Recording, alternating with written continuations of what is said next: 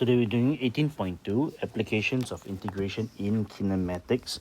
Okay, just a very quick what I call recap of what I've done so far. So if you remember from displacement, if you differentiate displacement with respect to time, you get velocity. You differentiate velocity with respect to time, you get acceleration. So displacement, differentiate velocity, velocity, differentiate, you get acceleration. But of course, the reverse is true as well. From acceleration, if you integrate, you will get back to velocity. From velocity, if you integrate with respect to t, you get back to displacement. Okay, so you need to be able to move back and forth. Displacement, differentiate velocity, differentiate again, you get acceleration. Acceleration integrated, you get velocity. Velocity integrated, you get displacement. Okay, I'll just delve into example 3. Just be a bit flexible about this and remember what I said about differentiating, integrating to get to the what I call correct thing that you actually want. So in example 3, there's a particle moving in a straight line with a velocity, okay, of 20 meter per second. And the acceleration is given t seconds after passing through O. The acceleration is given by a equals to 6t minus 16. Okay, so this 0 and 20, what I can actually say is this: when s is 0, okay, that's at the initial point, the t time is 0 and the velocity is 20. So it means right at the start the particle already has a velocity, but then after that, right, when it moves already, t seconds after passing through O, the acceleration, okay, is given by this a equals to 6t minus 16. Now part 1 is this: find an expression for the velocity. So if you differentiate velocity, you get acceleration. So if you integrate acceleration with what I call respect to time, what you get, right, will be the velocity. So what we get here is 6t squared over 2 minus 16t. Don't forget our old friend, the integration constant. So I call him C1. So I get 3t squared minus 16t plus C1. Okay, now how do we get C1? Remember, at the start, we have some initial conditions. So I know that when t is 0, okay, my v equals to 20. So that will help me in trying to find what my value of C1 is. So I can say that when t is equals to 0, my velocity v is equals to 20. So 20 equals to 3 times 0 square, 16 times 0 plus C1. I find that my first constant is C1 equals to 20. So now that tells me that my velocity function is 3t squared minus 16t plus 20 itself. Okay, that is part 1. Now we move on to part 2 itself. Find the displacement of the particle when t equals to 2. So if you recall from our previous page, what we have is velocity is given by this equation here. So let me just put it down here. Remember, from displacement, if we differentiate displacement, we get velocity. Hence, if we integrate velocity, what we should get back is displacement itself.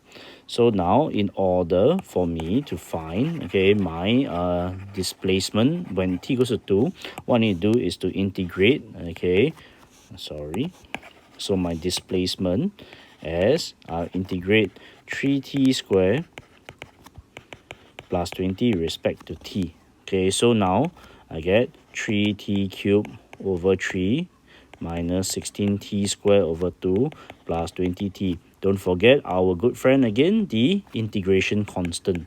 So I get t cubed minus 8t squared plus 20t plus c2. Okay, question now is this. Okay, how do I find the constant c2? Remember again, when we have our initial conditions. When the displacement is 0, the t value is 0. So now when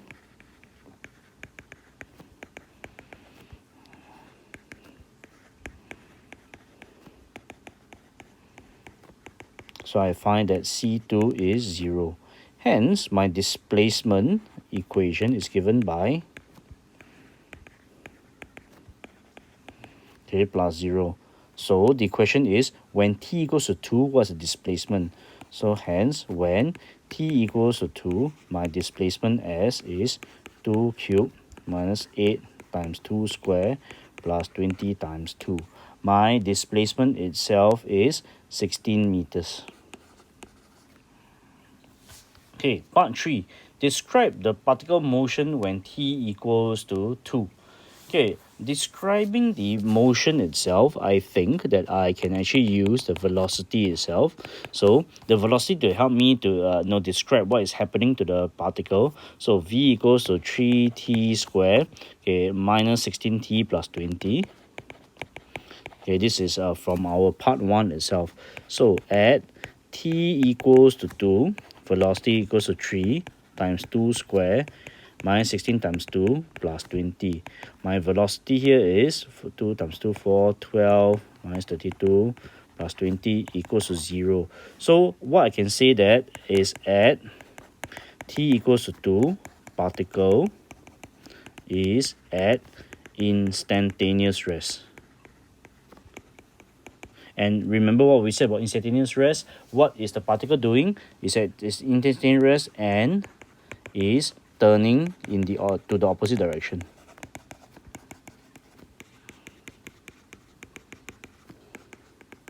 So when it's at rest, it's turning to the opposite direction.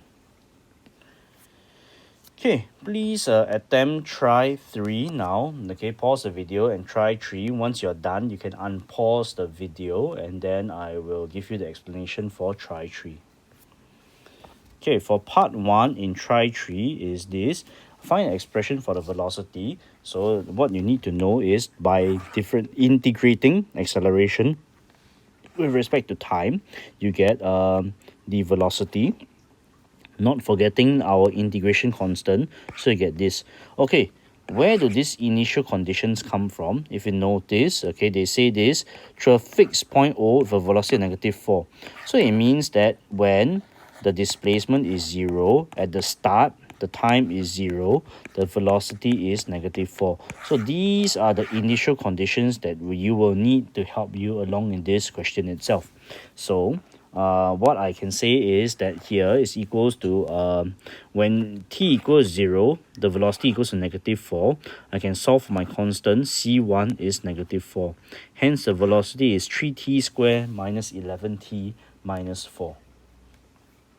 Now, in part 2 itself, find the displacement of the particle when t equals to 4. So we already have our velocity function. So you integrate velocity respect to time, as shown here. You get this. When integrating, don't forget our good friend, the integration constant. Okay, so now how to actually find out the value of this integration constant from the initial values that we had. Okay, t is 0. S is 0, V equals to negative 4. You substitute in when t is 0, the displacement S equals to 0. So this 0, 0, 0, the displacement is 0. You will find that your value of C2 is 0. So the displacement function or equation itself is given by this. The question asks when t equals to 4, you substitute t is 4, t is 4, t is 4. You will find that you get the displacement S is equals to negative 40. Hence, the particle is displaced from O at negative 40 meters. Okay, part 3. Describe the particle's motion when t equals to 4. I don't quite like what they're doing here, so I will just do what I want here. So, if you remember, okay, the velocity here is... give me a moment. Okay, we found that the velocity is 3t squared minus 11t minus 4. 3t squared minus 11t minus 4.